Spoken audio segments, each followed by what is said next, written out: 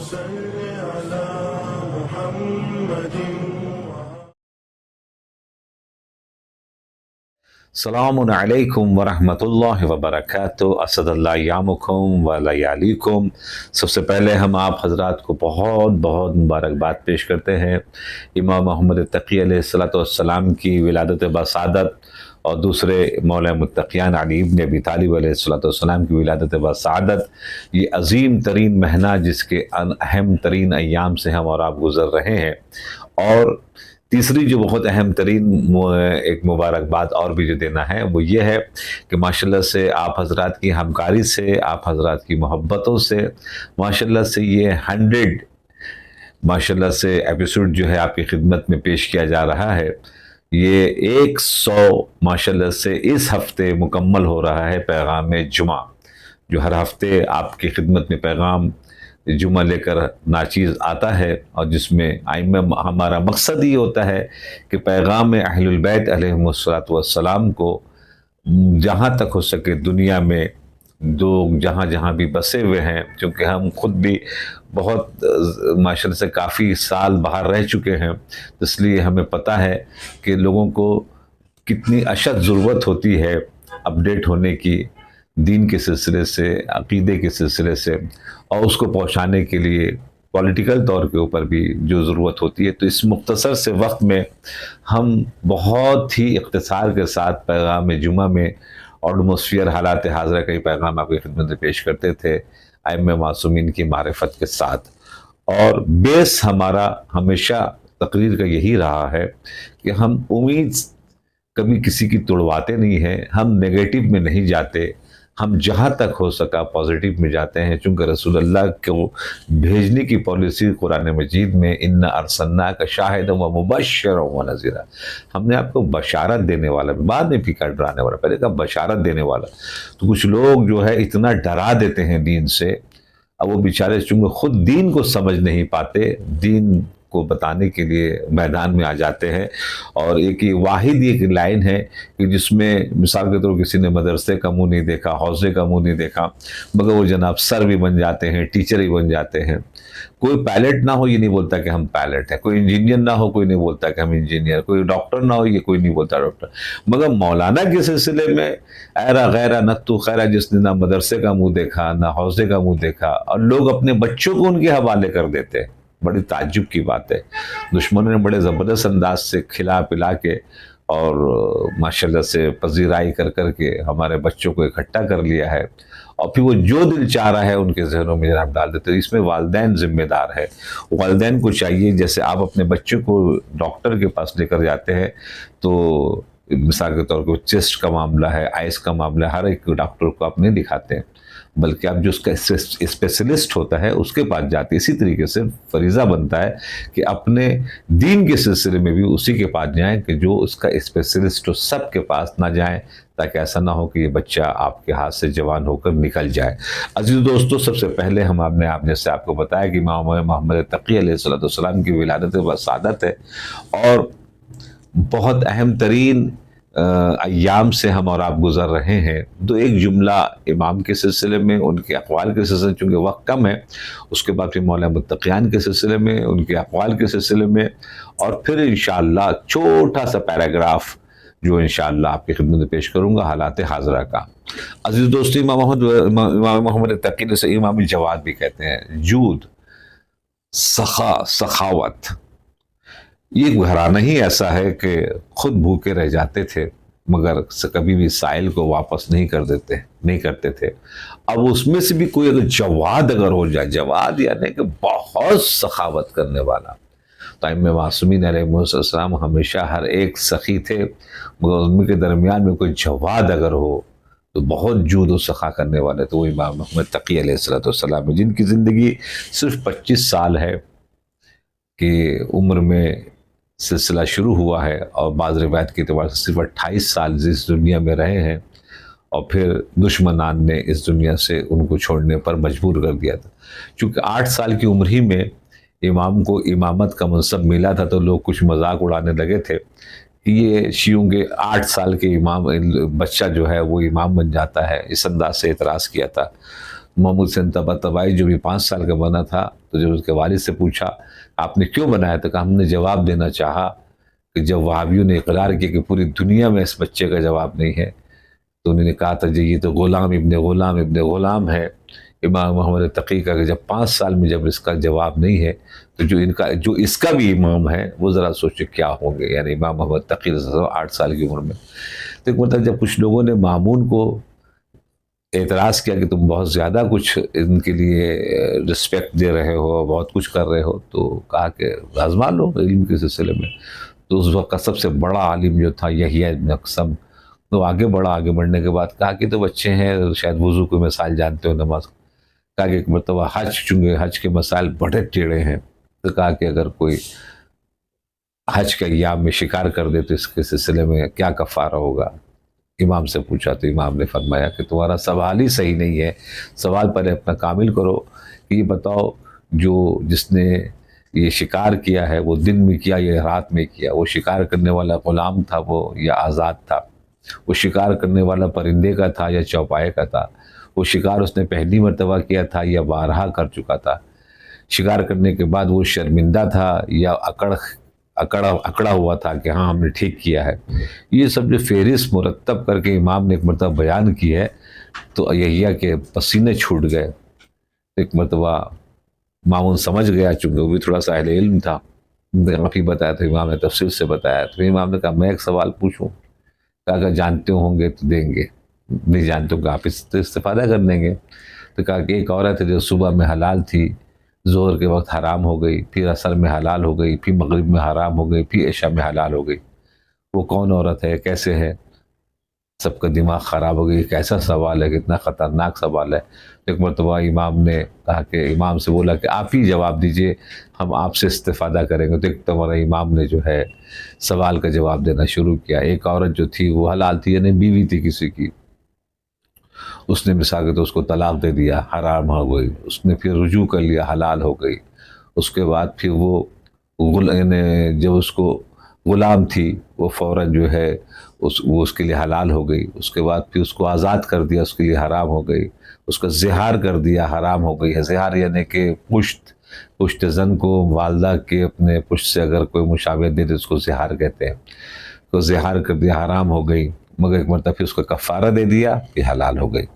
تو خدمت میں آپ کا عرض کریں کہ یہ جو سوال اور جواب جو سنا جب شرعی طور پہ بالکل صحیح تھا، سب کا دماغ خراب ہو گیا کہ یہ اتنے سے بچے ہیں اور اتنا زبردست سوال کا جواب دے رہے ہیں، واقعاً کمال ہے۔ تو الحمدللہ ہمارے امام ایسے ہی ہوا کرتے ہیں۔ اس کے بعد اب آئیے امام کے کچھ اقوال آپ کی خدمت پیش کرتے ہیں، جس میں انہوں نے فرمایا ہے المؤمن یحتاج الی ثلاث خصال توفیق من اللہ عز وجل ووعظ من نفسہ وقبول ممن ینصعہ۔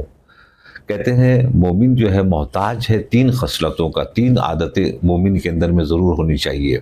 سب سے پہلے یہ کہ ہمیشہ بولے اللہ کی طرف سے توفیق ہو، پروردگار نے ہمیں توفیق دے کہ ہم یہ کام کو انجام دے سکیں، نہیں کہ میں انجام دوں گا، آئی ایم زیادہ نہ کرے، بالکل نہ کرے، بلکہ اللہ کی توفیق کے سلسلے سے ہر ایک سے محتاج دعا بنا رہے، پروردگار عالم سے استدعا کرتا رہے۔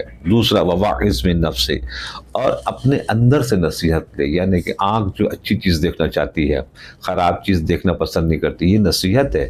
تو پھر جب آنکھ خراب چیز پسند نہیں کرتی تو پھر آپ اپنے لیے کیوں خراب چیز جہنم کو جانا پسند کر رہے ہیں؟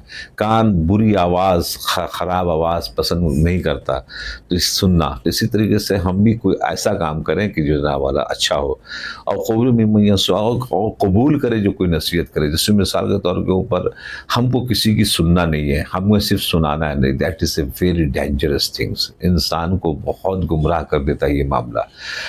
نصیحت کوئی اگر بچہ بھی کر رہا ہو اچھی بات ہے تو جناب والا سنیں۔ آقا بروجردی جو عالم دورہ تھے، 1 مین شو تھے پورے ورلڈ کے لیے، ایک عالم دورہ تھے، جیسے اس وقت 3-4 ہیں، اس وقت صرف آقا بروجردی تھے۔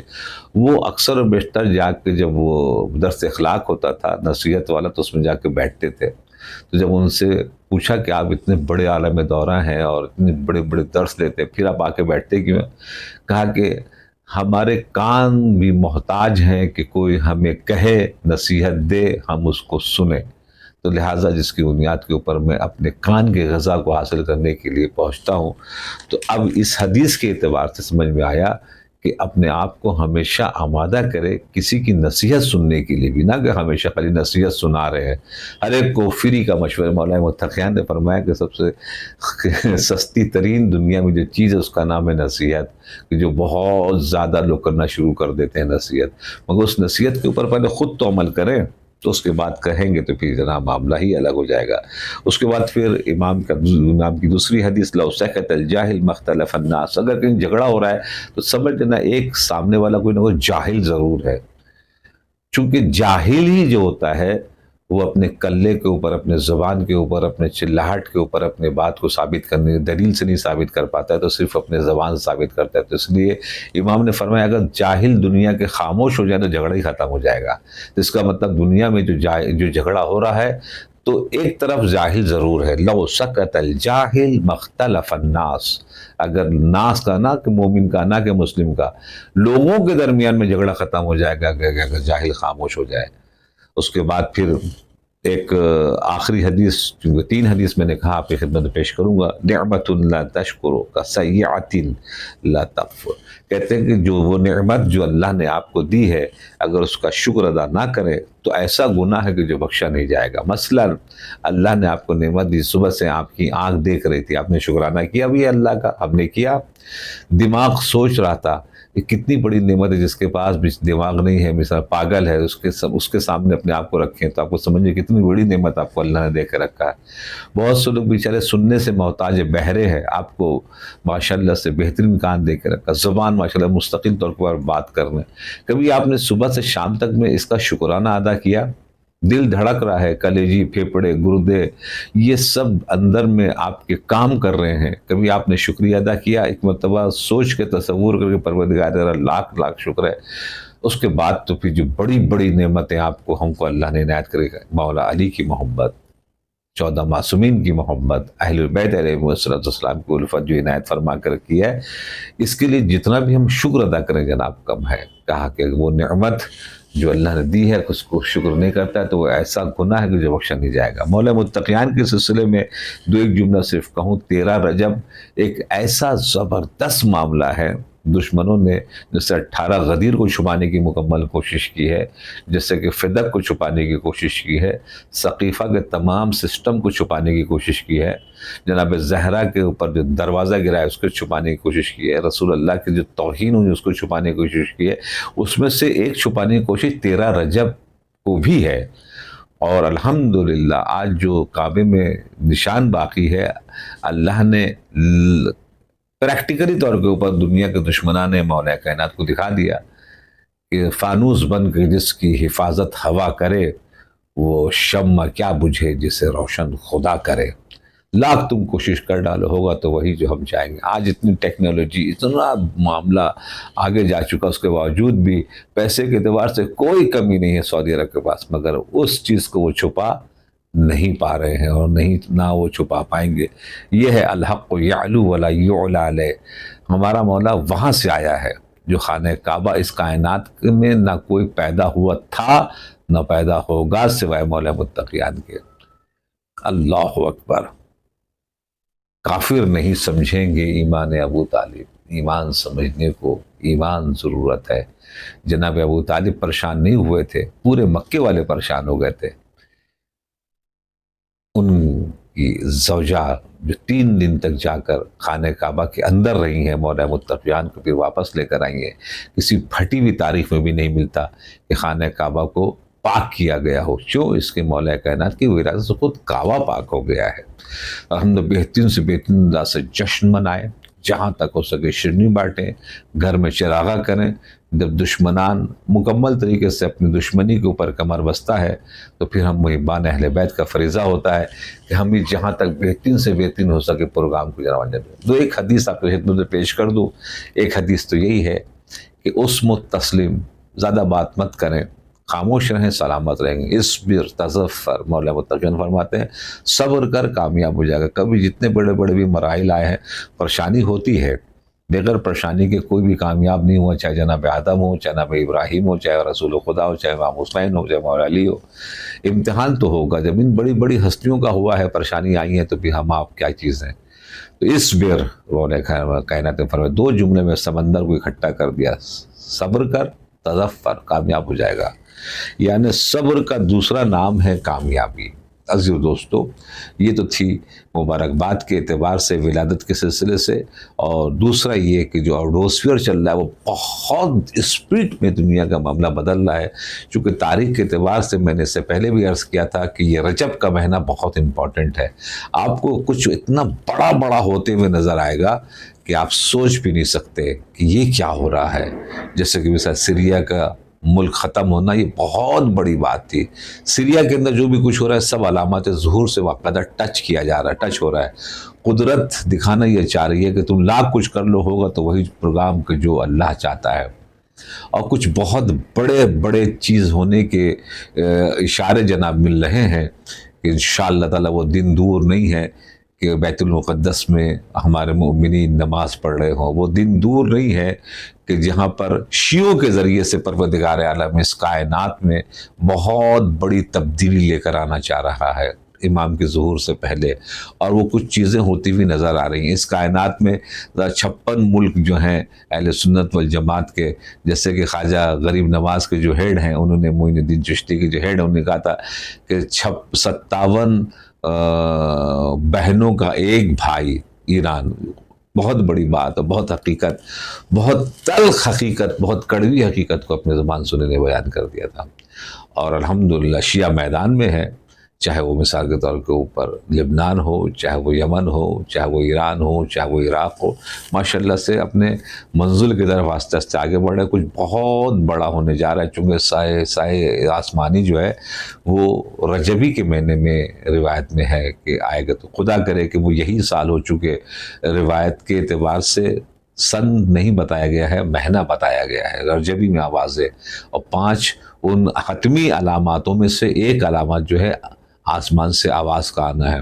تو کچھ ایسا عجوبہ بڑا بڑا ہونے جا رہا ہے جس کے بعد آسمانی کی آواز آنا بالکل حتمی ہو جاتا ہے۔ تو انشاءاللہ اپنا بہت خیال رکھیے گا، دعا میں یاد رکھیے گا، بہترین طریقے سے جشن منائیے، چراغاں کیجیے، 13 رجب کو خاص کر کے نیا لباس انشاءاللہ پہنیے اور پہنانے کی کوشش کیجیے۔